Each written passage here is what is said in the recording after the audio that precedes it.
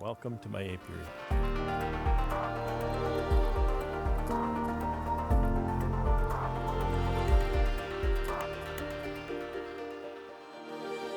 Welcome back to the wood shop. I've collected a bunch of little pieces of wood, the little pieces of cutoffs and whatnot. The price of lumber today, I really hate to throw anything out of anything of any size. So I'm going to spend a few minutes here. I'm going to rip up a few pieces and make something useful out of them. One of the first things I'm going to do is, this is an example of my entrance reducer. You can see it's a wedge, and again I've explained this a number of times. It's a 5/8 wedge on this end, it's a 7/8 wedge on this end. When you poke that in a 3/4 inch entrance, it just wedges in there and bottoms out. It's a super easy, cheap, easy to make entrance reducer, and I can make those fast as you can say Rumpelstiltskin on the table saw. So I'm going to make a bunch of those, and also I have a bunch of these. These are 19-inch cutoffs from the risers on the big pallet project I'm building, and so they don't make risers, they're not long enough. You need 21 5/8 for a riser. So I'm going to cut them up, and what I'm going to do is I need a 2 1/4 inch by 3/4 shim, actually a cleat for a cover, and that's 16 5/8 wide, so that's a little bit shorter than this, so it's ideal. What I've got here set up on the table saw is I've got chunks of 1.5 planks, they're called. My blade is, this is warped, it's hard to see, but my blade is just a bit higher than that. This is a rip blade, that's what you want for that, and I've got a tilt of about 10 degrees, seems to be just right.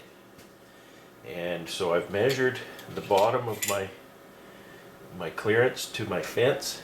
I'll take this away to show you. So I measure the blade, where the blade enters the table here is 5/8 from the fence. And then what I did was I held up one of my pieces to give me 1.5 inch high reference, and then I measured that tooth, and that's 7/8 from the fence. So that should give me the wedge that I want. Unfortunately, when you're cutting many, like a piece like this, when you're cutting many, you have to reset for every, I don't know what, every 2, I think I can cut it this way, and then I cut it this way, and then I have to reset and make a straight cut, because then the offcut is at an angle. So a bit of resetting the saw over and over. The first piece I'm going to cut that is just, again, an offcut that I need to use up. I bought myself a new toy. This is, I talked about these earlier in a video last year, Mag Switch. Mag Switch is the name, and they have powerful rare earth magnets in them, and then you turn the switch to engage them. So the advantage to that is my other feather board mounts in the miter slot here, and whereas it would work for this job just fine, when I get a wider piece than, you know, say this, or if I get wider than this, or wide, you know, a wide piece, they don't work, because, you know, it only works for pieces that are 4 or 5 inches wide. These will mount anywhere on the cast iron surface. Just simply turn the magnets, and they're pretty strong now. They're not, you know, I can move that, so they're not quite as strong on there as I really had hoped, but it is what it is. So I'm just going to try this out. You don't want to put it beside the blade. You never want to trap something beside your blade, particularly on a bevel cut. You run into some major problems. And also, when you set this, you don't need to squeeze it down, right? You don't need to bend those fingers down. You want them snug. You want that real nice and snug in there. And if you're going to bend them down at all, just bend the tip, the last one or two, down onto there. And then you just turn the little knobs. Now that's stuck in there. I can still move it, which I'm not crazy about that. But and that will keep my workpiece against the fence, give me an accurate sizing here, and also offer me some kickback safety protection here with the fingers the way they are. And as Norm says, always wear eye protection. Your safety is your responsibility, not mine. And I've got this is my favorite push stick. Usually because when I'm using a push stick, I'm cutting some pretty narrow stuff. And this is just a very narrow push stick. You can see that I've cut such narrow stuff that I've actually cut the push stick a number of times. So anyway, that's what I'm going to use to push that through. And let's make a cut, see what happens. Turn the dust collector on.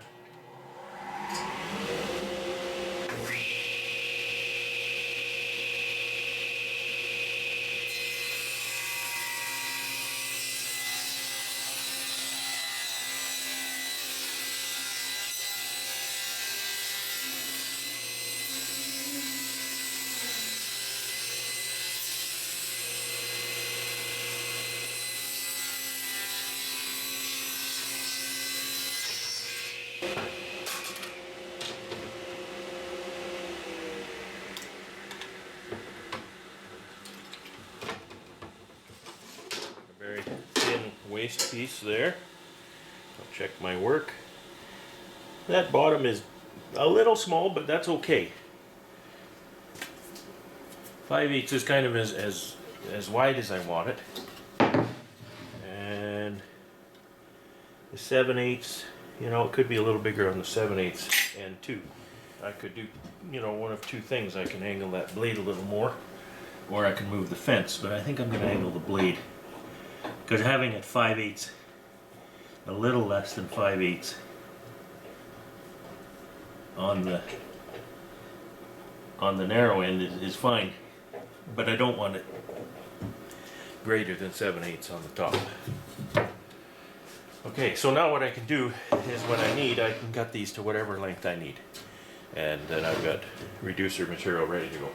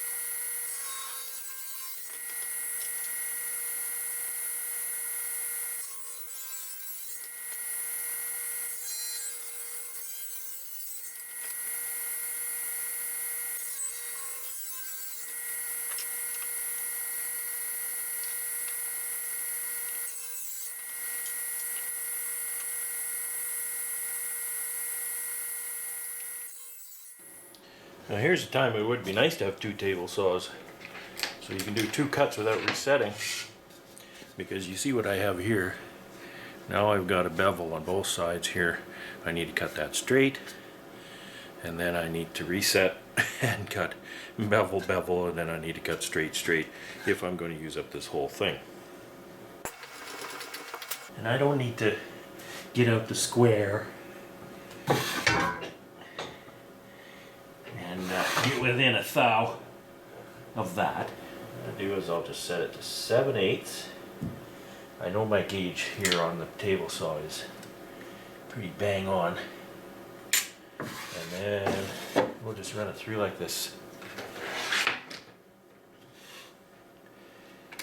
I'm just having fun with this little mag switch. I don't know that I prefer it. I prefer it because I can use it on a larger piece like this. Hey, I don't need it on a larger piece as much because with a larger piece my fingers are far from the blade and I can stabilize the piece with my fingers. But jury's still out. We'll see. It's terribly expensive, like 70 some bucks I think for that thing.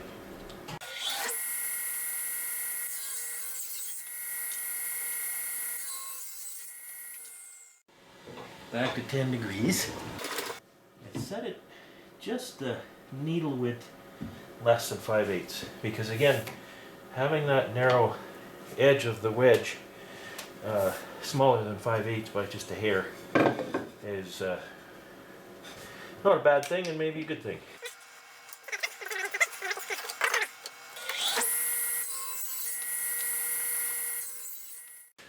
Back to 0.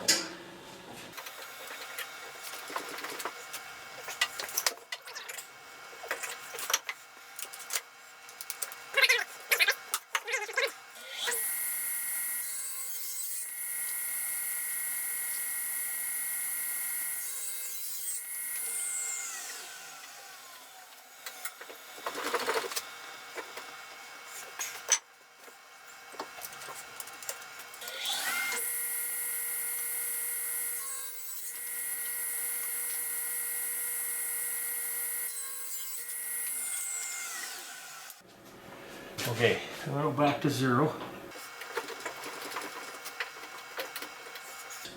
These are just too narrow for those reducer wedges. Like that one's only 3/4 at the wide end, as is that. So I do use a lot of 1/2 by 3/4 shims. So what I could do is if I have a piece that's a 1/2 inch wide or wider, I can run that through as a 1/2 inch. That's a triangle though, that's going to be hard to deal with.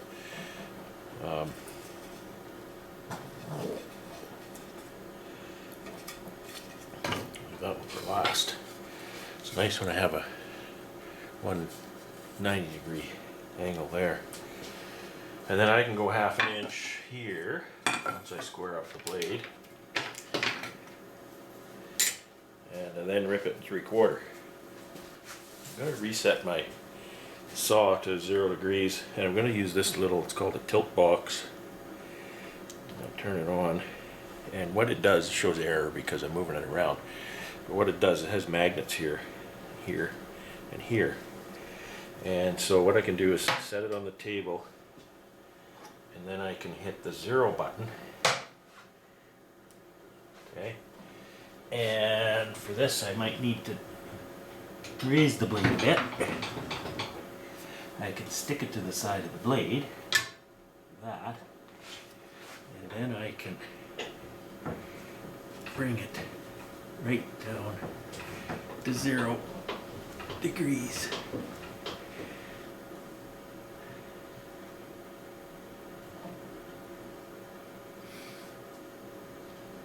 Boy, I nailed it right there, 0.00. Okay, and I don't want that much blade above my workpiece, so bring that back down. Just the gullets, you know, those scoops out between the blades. I want the gullets to just come to the top of my workpiece. So anyway, I know you didn't get to see the numbers, but that's what that little box does. Okay, so I can set this at 1/2 inch. All these 1/2 inch. Now I think there's a lot of them that aren't 1/2 inch at the top, and that's okay because I need 3/4 inch here to get a piece, to get a shim out of them. If I can get, I won't get 2 because it's only 1.5 inches. So there's always going to be, I only get 1 shim out of these.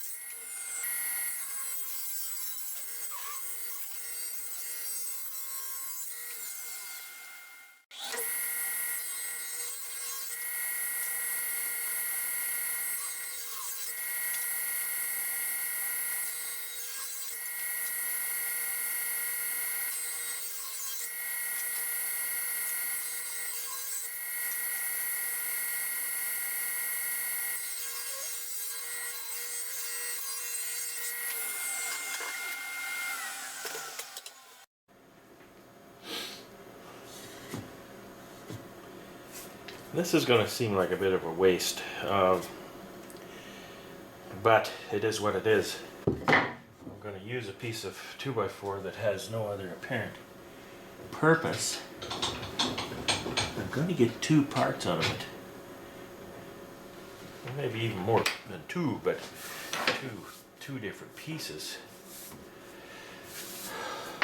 So, to start with, I'm going to do a 2 1/4 rip here on it, and then I'm going to end up with about an inch, a little more than an inch wide, 1.5 inches tall. I can cut that inch into one. I can cut that into a 3/4, and I cut that 3/4 into 2 halves. So I'll get 2 more of those 1/2 by 3/4 shim pieces that I use. I find this mag switch, I can really squash it down, and then I push my material in, and it kind of moves out a little bit, and self-centers. It doesn't put nearly as much pressure. The other featherboard I have that mounts in the miter slot, I can put a lot of pressure. I can put so much pressure on that you can't push the workpiece through, which is in a way good. You can then get better kickback protection from that.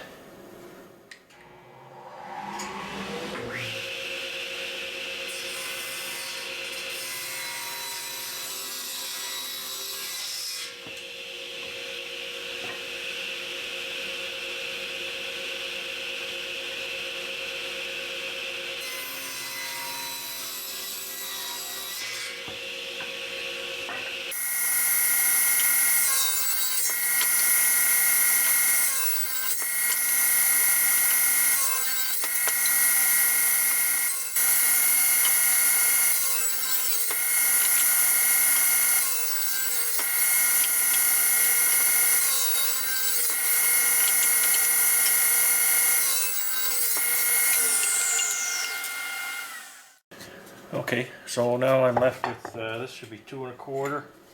I hope it is. And, you know, 1.5 inches. And then these are, boy, those are 1 1/8 inches. Barely. Those are barely 1 1/8 inches. These are 1.5 inches. I want these to be 3/4, and I can't get 2 3/4 of 1.5 inches. You know, an 1/8 inch and 7/8 to get 2 3/4. And I noticed some of them, like there's some of them have bark. That's not an issue because I only need this 3/4. So that's not an issue, but I did notice a few of them. You know, sometimes I go through too much effort to make it look nice, but that's just the way I work. And especially, I'll be honest, this is an order for somebody else, so I want to go the extra mile when it's material for somebody else, product for somebody else. I'll put up with blemishing on my own product sooner than I will someone else's. So here's one. There's a bunch of bark on this side, and there's kind of a split here on this side. Now that's okay, because I can rip some off of this side and get rid of this split, and then still get rid of pretty well all the bark. With this cleat, it's okay if there's a little tiny piece of bark there. It's not going to degrade the performance of it. But again, you know, I like it to look nice. I like it to work properly. So if there's something going to take away from the performance of the product, definitely we need to address that. But barring that, I still want it to look nice. I want somebody to look at that equipment and say, well, that's nice equipment. I've actually had a lot of very positive comments toward my build quality. And it makes me happy. You know, makes me happy. It makes me think that my effort is kind of worthwhile. See, that's a good side. This is kind of cracked. I think this will still be fine. I just have to make sure that's my waste side. Oh, this is the one I'm gonna trim both sides. This is kind of nasty here, but it looks good on that side. So you saw me turning some of that lumber around, and this is exactly why I do that. For example, these are smaller parts than these. The exact dimensions of these parts is more important than the exact dimensions of these parts. And if I were to end up with a little piece of bark, like this is obviously going to be the waste side, but now we're going to have this. This is going to be the permanent side. I could probably slice that too. Now that I see it, I probably will. But the point is, this will not detract from the performance of the product. Well, neither will this, but we'll get rid of that anyway. So, tell you a little story. That's part of. I grew up feeding a lumber planer. And I didn't feed it, you know, greens and broccoli and stuff like that. I fed it lumber. And it didn't matter, and I was feeding it probably that fast, or maybe sometimes faster. And I had to evaluate every board and plank that I sent through that planer. You know, it could be 8 feet, could be anywhere from 8 feet to 16 feet long. We did 20 feet stuff sometimes. Usually it's 8 to 12. And I'd have to pick up a plank or a board. We did more planks than boards. And I'd have to pick that up and look at it end to end. Is it warped? Is there bark? You know, and sometimes it's a matter of, nope, we'll flip that over. You know, I wanted the bark on the top, is what I wanted. Okay, I wanted the bark on the top and on the left side, if I could, right? And sometimes it's exactly that. Sometimes I'd pick up a board or a plank, and it could be 12 feet long, and this is not going to work. I can't just do this, you know, so it's wrong. So if the bark is up here, I want it here, I'd have to flip that thing like that and turn it over and then feed it, all in a couple seconds.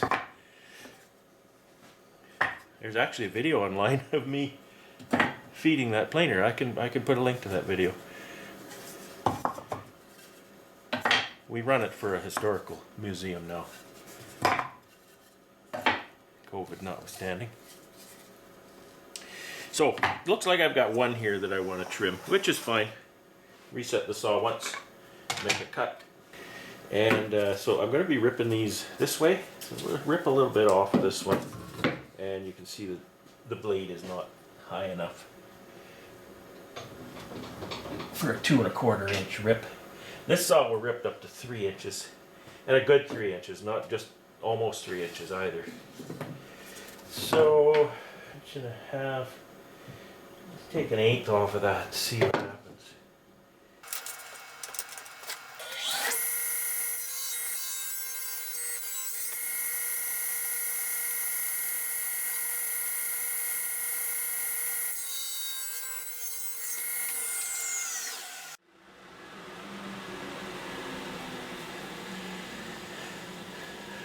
Okay, I'm still not happy with that.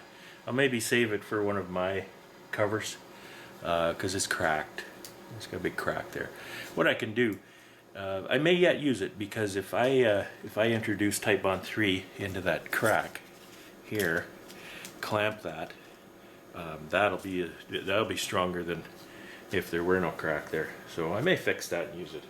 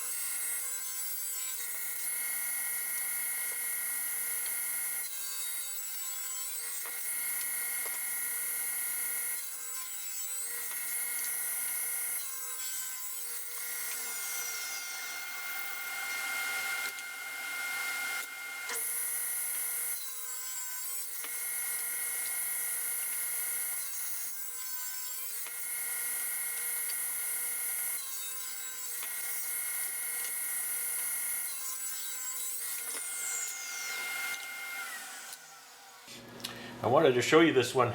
Did you notice it went through the saw a bit hard? Well, this is why. You see how I ripped the center out of this, and you see what happened to the lumber as I cut.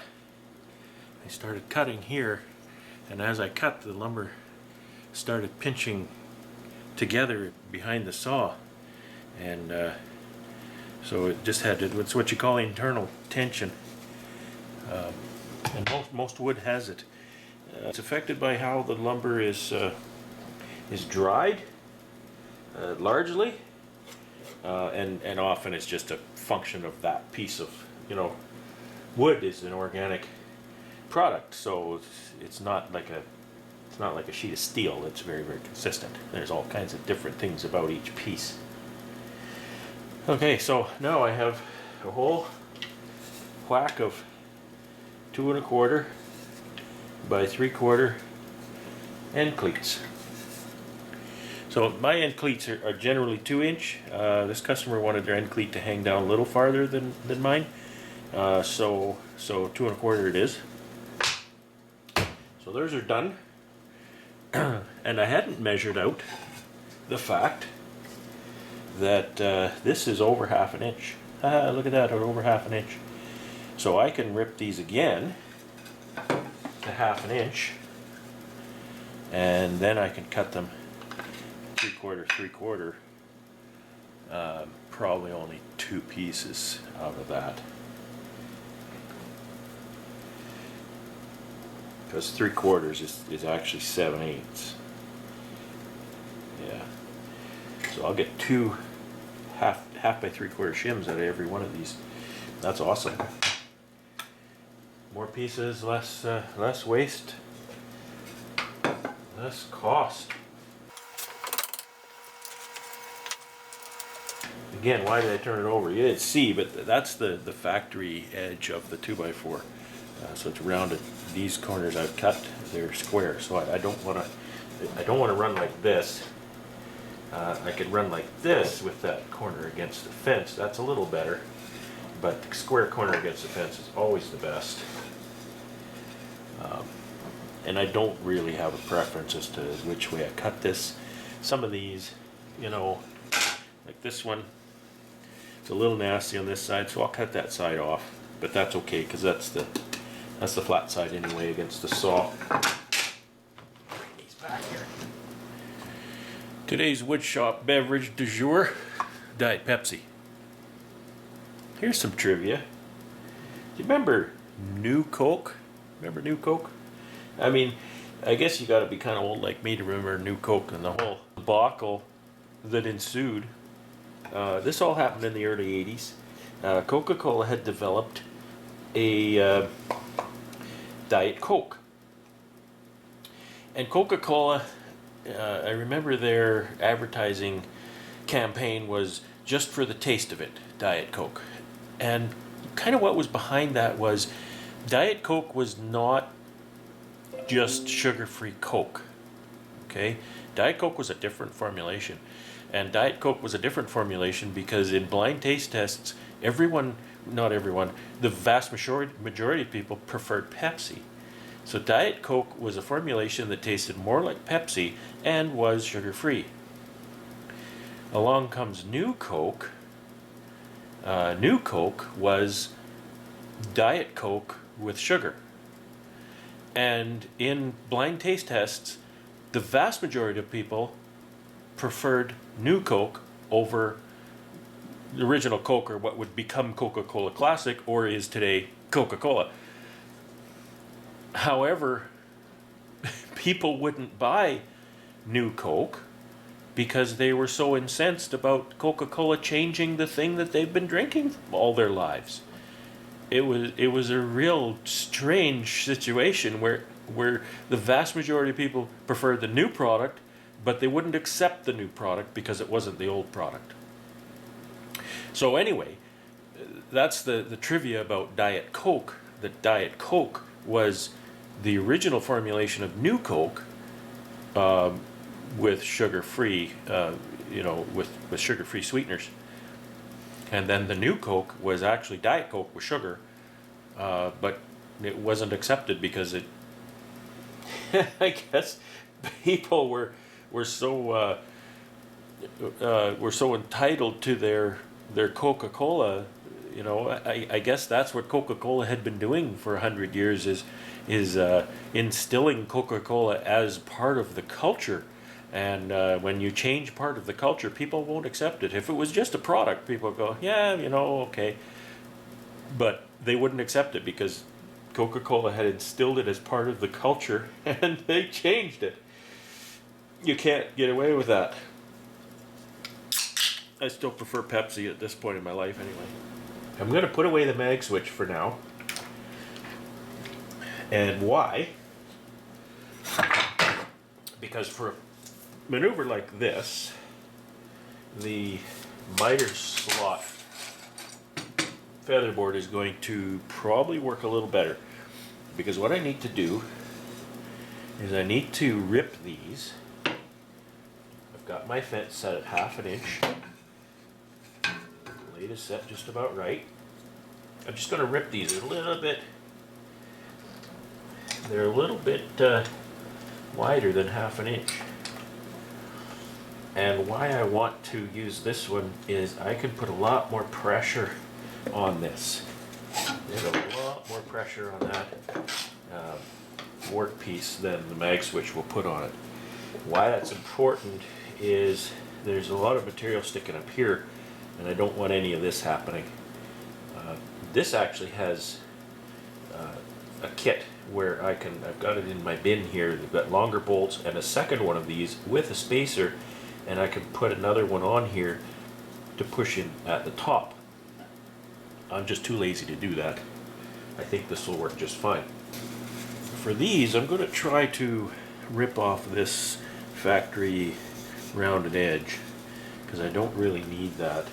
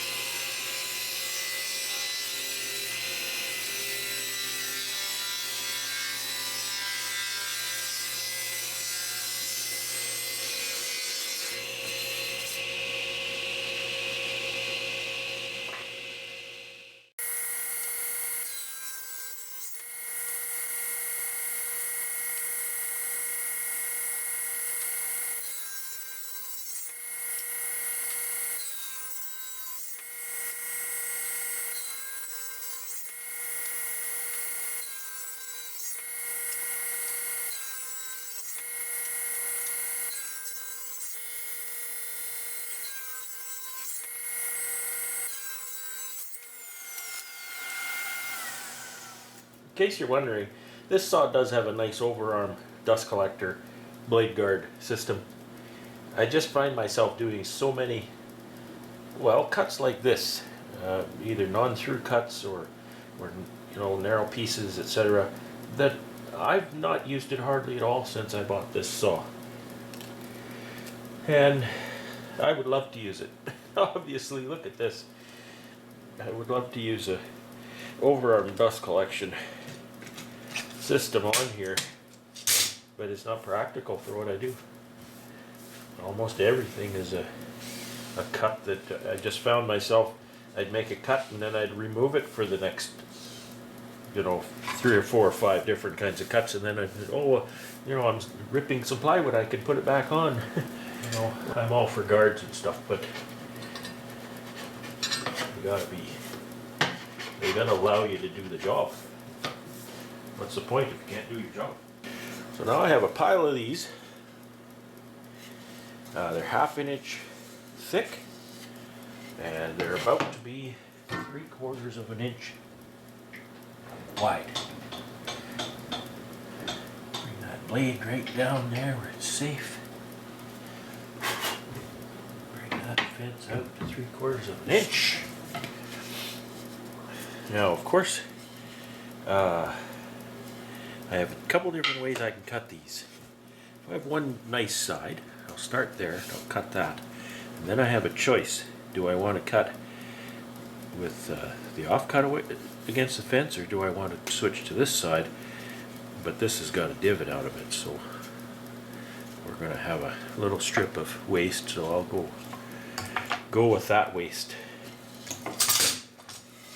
I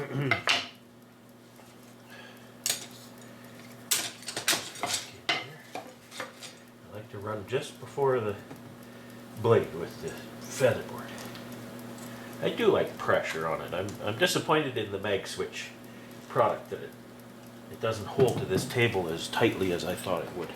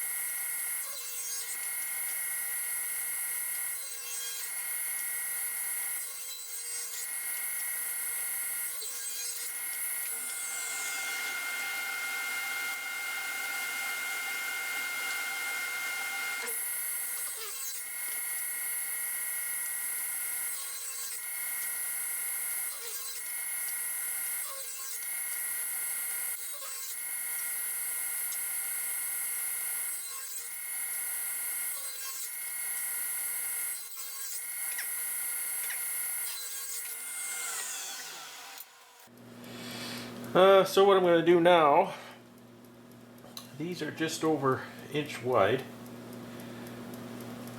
They're inch and boy, through almost 3/16. But I'm going to cut these down to 3/4 wide, and then I'm going to rip them 1/2 inch. So we get more 3/4 by 1/2, like these shims for the covers. Those shims for the covers, you can't underestimate how much lumber that takes. That takes a lot of lumber. And probably 20% of it's sawdust, as you can see. Saw's already set to 3/4. So I'll rip these next. And then I'll rip them into 3/4, and then I'll rip them into 1/2. And I'll make more little tiny pieces.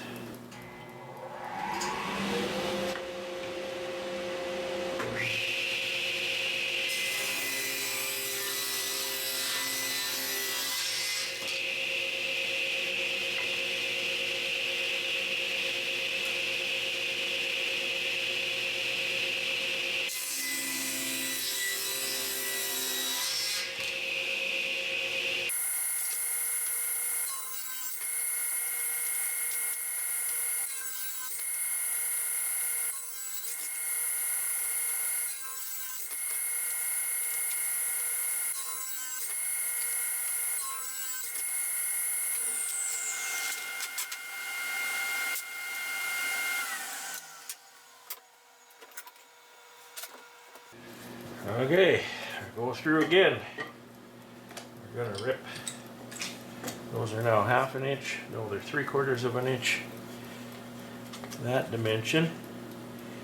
And I'm going to rip 1/2 and 1/2. Oh, by cracky, if I had no kerf, I'd get 3 halves. Of course, they're 1 1/2 inches, so that makes sense, eh? But I can't. I'll get 2. But that's what it is, right? Gotta have some sawdust.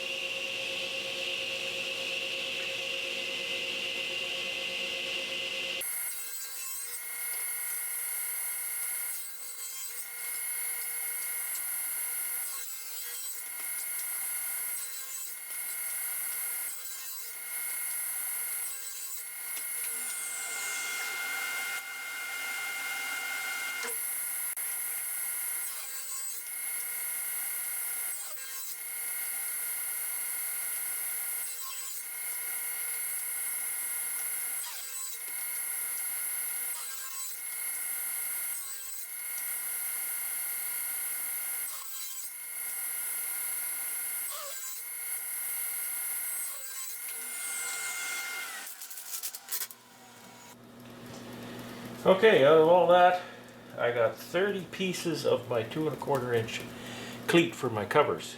It sounds like a lot. I need 400 of these, so this is a good start, but you know, it's just using up scrap, so I definitely need to keep going on those. And I ended up with 110 of the short shims for the underside of the covers. I need the long shims yet, and these are too long. These are 19 inches. These short shims go to about 15 and an eighth, technically 15 and an eighth. We'll see exactly what they are. And that's good because some of them are a little rough on the ends, so we've got some meat there. We can trim those and make them look really nice. So again, this was not a project to come up with all of the parts I need for these different assemblies, but this was just using up some scraps, and I think they've been well used. That's all I'm going to do today. I'm tired, and I'm going to go spend the evening with my wife. We always look forward to that. It's Friday evening right now, so we look forward to Friday evening together. Welcome to my apiary.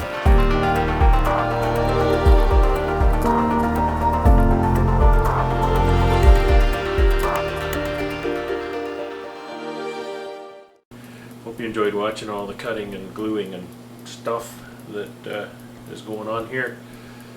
And have a really good evening, have a great weekend, and have fun.